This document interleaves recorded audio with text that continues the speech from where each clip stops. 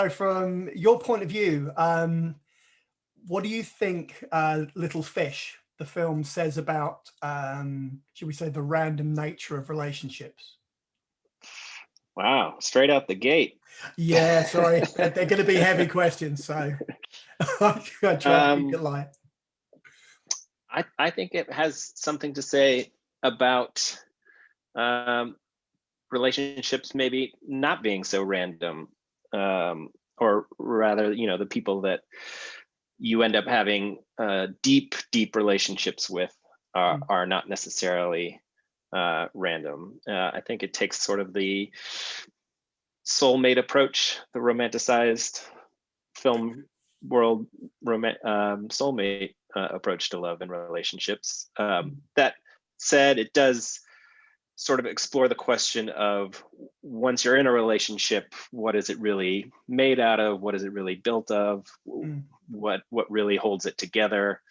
And those kinds of things, which the answer might be a bit more random. Absolutely. So to what extent would you say the film examines identity and also our need for connection? Certainly our need for connection. And when I first read it, it was obviously pre-pandemic, and I related to the pandemic aspect of the story in the sense that I still felt like all the news in the outside world was bad news. And if you ever allowed yourself to watch the news or read the newspaper, it was allowing negativity and a feeling of the world sort of crumbling around you to enter your life. And at the time, my girlfriend was pregnant, and there was a lot of intense love in our home, and optimism. And so it was sort of like a daily balance of how much do we allow this outside world affect our just personal journey. And then the movie, I thought, did a really nice job of telling a story of characters trying to do that, but of course the outside world has a way of coming to your front door and forcing you to deal with it. And so their need for their connection to get them through the unprecedented times of the story, I related to. So for you, what did Olivia and Jack bring to the central roles? What did they bring to the table for you when it came to the casting? Well, I think the characters in the script, it was a really nice script, very well written by Mattson Tomlin. But there was a version you could produce of that same exact script where the Emma character was just a suffering wife who didn't have much of a personality of her own, and that Jude was just your typical indie male lead with charming quips and just their banter being their entire personality. But they both brought such humanity and nuance to the characters that neither of them feel like those stock interpretations. And Olivia brings a lot of she brings a lot of that optimism to what's essentially a very sad story. But her determination and her love for him is what justifies her being the central character and the POV of the movie. Yeah. And then Jack really made sure that Jude was a complicated, warts and all person, and not just a perfect boyfriend to sort of pull at the heartstrings, given the circumstances of the disease. He really wanted him to be just a guy who, in ordinary times you would have some relationship qualms with. It's not a perfect relationship. Absolutely. So for you, this film trades on point of view quite a bit, on perspective. So in terms of that, how did that help like establish the structure for the film when you first saw it, when you first read the script? The changing point The of changing views. perspectives, yeah. Yeah. That read as a challenge, and that read as a an appealing aspect as a filmmaker and as a storyteller, because the movie it most reminded me of when I first read it was Two for the Road, which, an Audrey Hepburn, Albert Finney movie, which I love, and is the story of a marriage over many years, and it goes back and forth in time. It's nonlinear, but it never really does anything to tell you where you are in their timeline, other than the way that they behave with each other, and you can tell like, oh, they must be newlyweds here, and like, oh, they're definitely towards the end of their relationship here. And so I really thought that the script presented an opportunity to do something like that, and examine the whole course of a relationship out of order, and with conflicting interpretations of events, and it just seemed like a fun, challenging way of showing a relationship. I must admit, when I watched it, I remembered Eternal Sunshine of the Spotless Mind. Michel Gondry came to mind quite strongly throughout, and it's not a bad comparison, for sure, to be fair.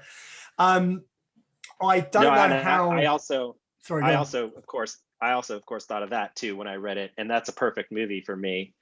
And so probably my biggest apprehension about trying to do the script was, is there already a perfect version that exists? And in my first meeting with Mattson, the writer, I brought it up, and I said, what do you think about the similarities to Eternal Sunshine? And he was just like, nah, that movie's almost 20 years old now, and we could there could be another great movie about memory. And his unflappable confidence about it was just like infectious. And I was like, you're right, there can be. They're like, it's a rich topic. There could be multiple great movies about memory. Absolutely. I don't know.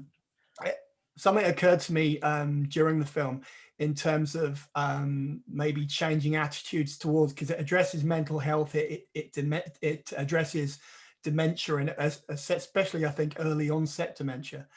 I'm not sure if that was the intention of the film, but how do you think that lends itself to the debate, and what do you think it brings to the table with regards to that?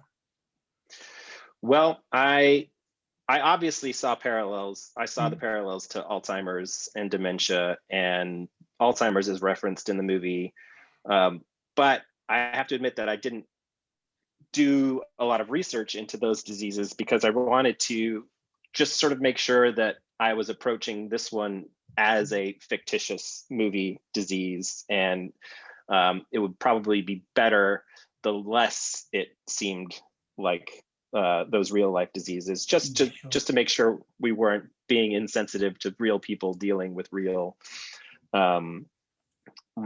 situations like that. So I worried that if I did too much deep diving into those experiences, that then I would get not ideas, but I would sort of probably subconsciously start thinking of the visuals in terms of what I'd read, and wanted to just kind of approach it as like what was on the page, and just interpreting it as if it was the real disease, taken at face value from the script. Perfect. Here's a little bit of a curveball for you. To what extent do you think Emma and Jude could potentially start over, given the ending of the film? So spoiler alert, I think that they can and probably will rebuild something. I think that's the most heavily alluded to interpretation, is that they will probably build something else. And there's other interpretations that are possible, and some that I like very much. I wanted to make sure it was possible to interpret the ending that perhaps she is making a conscious decision there Mm. on the beach, Yeah. to switch tactics, and try to rebuild something with him rather than or try to build something new rather than rebuild what was old. Yeah. But yeah, I like that it's open to interpretation. But for me, I was trying to make sure that there were hopeful and optimistic It does. interpretations at the forefront. From my perspective, it does feel it's very ambiguous, but there is definitely a sense of possibility there rather than resignation and sort of, anything to do with that. Yeah. So, if you could describe the film in 3 words, what would they be and why? It's 3 words. 3 words. You got 3 words. I often use melancholy because I like what that suggests and I feel is accurate. Melancholy, romance, and because I've always viewed it as a romance first and foremost, and then there's sci-fi elements and genre elements that serve as backdrop. But if it's just called a melancholy romance, then no one would watch it. So gotta get or maybe everybody, because romances can be but inherently Yeah. melancholy. And then I guess I would say hopeful melancholy romance. I like it. I do like that. So ultimately, what would you like audiences to take away from the film once they've seen it? What would you like them to, I don't know, to feel or to feel changed, or what would you like? What would you like the film to do? Well, I started with one thing, and then realized it would have to be something else. When we made the movie and when I read it, another thing that I really liked about the script was that it was sort of old-fashioned in the sense that it was not trying to say anything about our time. It was mainly a work of imagination and creating like a different movie world where you could just watch and be like, oh, and sit there comfortably being like, what would I do in this made up situation? And that's kind of how I approached it, as being like a movie with a capital M, that was sort of transporting. And then it became something that was going to be very much about our right now. Yeah. And it's hard for me to imagine watching it for the first time in our current circumstances. So I don't have a great answer other than I was very worried at first, and then hopeful, and now relieved that it does seem like people are finding it a cathartic watch rather than a triggering watch. Yeah, absolutely. I have one more question, which is completely off topic. Can you describe for me your perfect Sunday afternoon?